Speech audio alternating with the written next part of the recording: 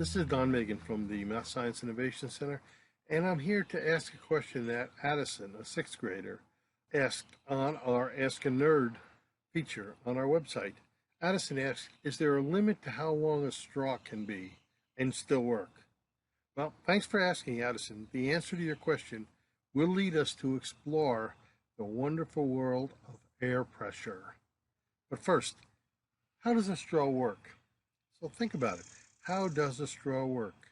And why does it work? Those are the questions we have to answer if we want to answer Addison's question. But before I give you that answer, I'd like to ask you a question. When you use a straw, what are you actually sucking up? Before you answer, think about this. What's in the straw when you start sucking? Is the straw full of liquid? Or is the top part of the straw full of air? Now, to answer my question, as strange as it might seem, you're actually sucking the air out of the straw. This creates a vacuum in the straw, and the air pressure all around you pushes down on the liquid in the glass and pushes that liquid up the straw and into your mouth. Okay. Now, to answer Addison's question, the longest straw can only be about 33.9 feet or 10.3 meters long. That's if the straw is vertical or straight up and down. Okay. That's how high you can suck water if you use a vacuum pump. You hook a vacuum pump up to it and suck it. Suck all the air out of a straw. The maximum length of that straw would be 33.9 feet. If you, as a 7th or 8th grader, try it with just your mouth and your lungs, you probably will only be able to suck it up maybe 3, 4, 5, maybe as much as 10 feet. Okay, as you get bigger and your lungs get bigger, you'll be able to raise the level a little higher. For example, a typical 10th grader can usually suck the water up to a height of about 15 or 20 feet before they get really exhausted.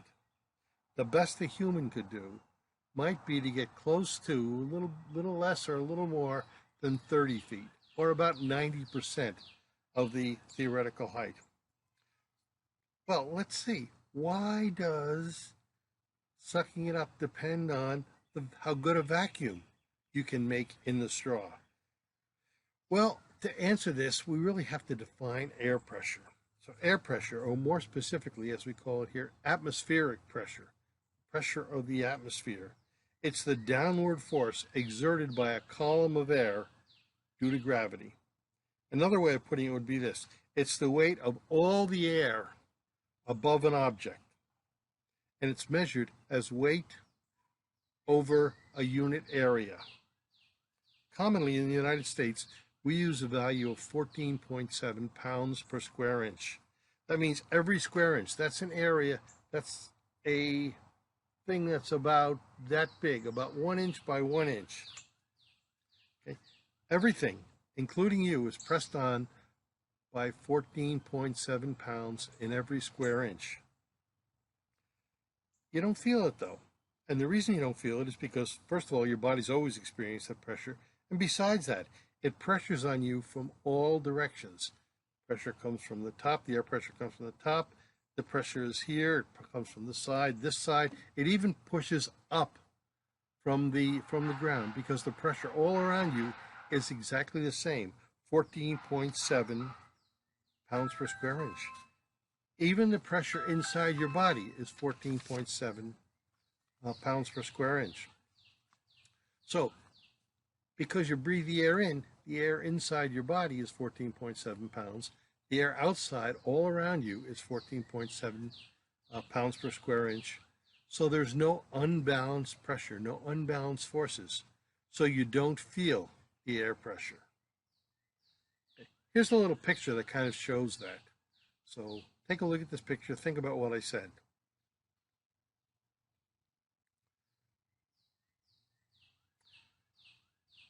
Now, that unbalanced air pressure can change if the pressure outside of our body suddenly increases or decreases. It takes our body a definite period of time to be able to readjust to a pressure change outside of us. That's why if you ascend quickly, like driving up a mountain or going up in an airplane, your ears pop. That's your body's way of trying to equalize the pressure inside your body with the pressure outside your body. So, getting back to the question of the longest straw, think of just a straw in a glass of water. The straw is full of air from the level of the water up to the top of the straw. That's because the atmospheric pressure is the same on the surface of the water in the glass as well as on the surface of the water that's inside that straw. So take a look at this slide. This will kind of give you an idea of what I'm talking about.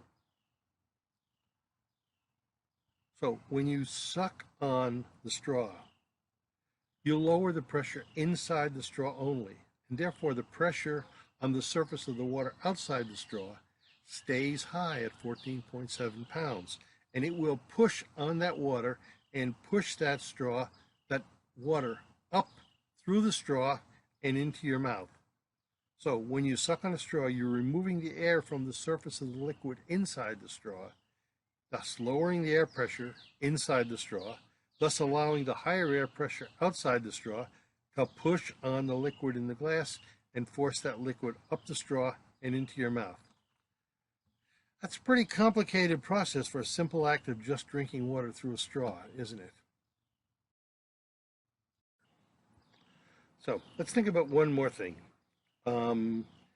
What do you think? You think it would be easier to suck water up through a regular straw than through a garden hose? What do you think? Sure, it's easier through a straw than a garden hose because remember, you're trying to suck all the air out of that straw, and there's a lot less area in a small straw than there is in a huge garden hose. Another interesting fact is because the air pressure that's pushing down on the surface of the liquid needs to push that water in the straw up against the force of gravity, it's mainly the difference in height between the level of the water and the top of the straw that makes the difference, not the total length of the straw. You can suck up water over a very long distance if you hold your straw almost horizontally, as long as there's no air, no holes in it to let air into the straw. So think about those crazy twisted kind of straws that you see. There's all kinds of twists in them. But the part where you suck on, the end of the straw that you suck on, is not very high off the surface of the glass. So you don't have to raise the water too high a distance. You might have to go a long ways, but the vertical distance is not that high. So, since you've asked a scientific question and you've gotten a scientific answer, I'm going to kind of describe an experiment that you could do to verify that what I said is accurate and true. So I'm going to describe an experiment you can do at home to see just how high you can suck water up yourself. See if you can set a record for how high you can suck water up. And you're also going to be able to see if it makes a difference, whether the straw is vertical or if it's at a little bit of an angle or if it's almost horizontal. This is an experiment from a Dr. Sabine de Brabandere at Science Buddies. Science Buddies is a really interesting website. I suggest you go to it and look at it, sciencebuddies.org. The steps of this procedure can be found in a document on the Math Science Innovation Center website. The document is called Build a Mega Straw. So in the first slide here, you can see some of those crazy spiral straws that I mentioned. You see some of them spiral their way up. Others have colors, decorations. Some are thin, some are wide. But just about all of them lead you sipping your drink from about the same height or the same vertical distance. Wouldn't it be fun if you could poke your head out of an outside window, say a second-story window, and suck a liquid out of a glass from the ground down below? Would it be possible? With this activity, maybe you can see if you would be able to do it. So, you're going to need to gather some things to do the experiment with. And this next slide shows the things that you're going to need. They're pretty simple things. You probably have them around the house already. You're going to need a package of plastic straws, at least a dozen probably. Preferably, you should have the ones that have a bendable part. They do have to be plastic straws. Paper straws won't work for this. You're going to need a scissors, a ruler, some tape, a drinking glass, something to put your liquid in, and then a liquid, water or juice or something like that.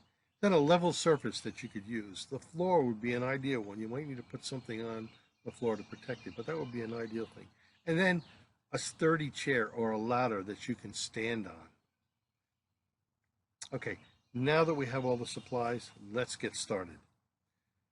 In this slide, you can see how to prepare your straws.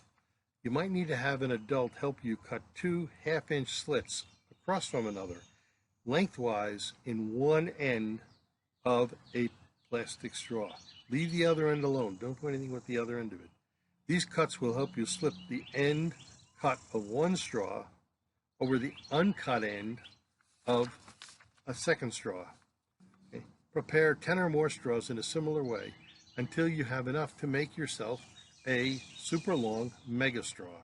In this step, what you're going to do is you're going to slip the cut end of one of the prepared straws over the uncut end of a straw. You're going to wrap the area where the straws overlap with tape. Overlap your tape when you do it so you get a nice airtight seal. Don't try to rush this. Make sure you get a good airtight seal.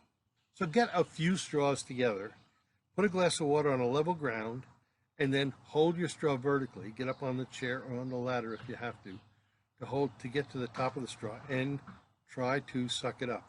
Can you get that water to reach your mouth? If you aren't able to get any water up into the straw, it's very likely that you don't have an airtight seal between your straws. Or the end of the straw is not actually in the liquid. When you stood up, you kind of raised it up out of the liquid. So make sure that you go back and check all the connections. Make sure you have an absolute airtight straw. Next step is to add more straws on. Keep adding straws on until you have a straw where you can't get the liquid all the way up to your mouth. Have somebody measure how high the liquid went. That's the length of your particular mega straw. Now you probably noticed as you did this, it got harder and harder to suck the air up. As you got higher and higher, it's going to get harder and harder. The next step is to go ahead and, instead of holding that straw vertically, let's bend it down so it's at about a 45-degree angle, about halfway between vertical and horizontal. Okay? Now get down to the level there. Now remember, you had the same length straw that you had before. When it was vertical, you couldn't suck liquid all the way up into the end of it. Well, now, at a 45-degree angle, try to suck the liquid up to the end of it. You probably can, because you're well down below. That height difference is much less than it was when the straw is vertical. The next step would be to lower it down even more. Bend it down to where it's almost horizontal and suck on it. Kind of estimate now which one was the hardest, which one was the easiest, which one was in the middle. Okay? And then reposition your straw and measure the distance, the vertical distance between the end of the straw and the level of the liquid in the glass. Okay? That's kind of shown in this next slide, how you can measure that vertical distance. So, did your experiment kind of prove what I said? You can now understand why those crazy long straws that are all spiral and curly around and everything, they'd still allow you to suck that liquid up over a long straw. Sipping a drink through a straw might seem simple, but you're actually using some pretty fancy air pressure changes to move your beverage. That sipping action that occurs when you lower the air pressure in your mouth allows the air pressure outside of the straw to push down on the liquid and force it up into the straw. Oh, and by the way, why is the longest straw possible only 33.9 feet? Well, I'll tell you. It's because the pressure exerted by 33.9 feet of water is exactly 14.7 pounds per square inch. That's exactly the same pressure that the atmospheric pressure is. So think about this. The atmospheric pressure has to push down on the surface of the liquid and then push a column of water up against the vacuum. But it still has the weight of that column of water.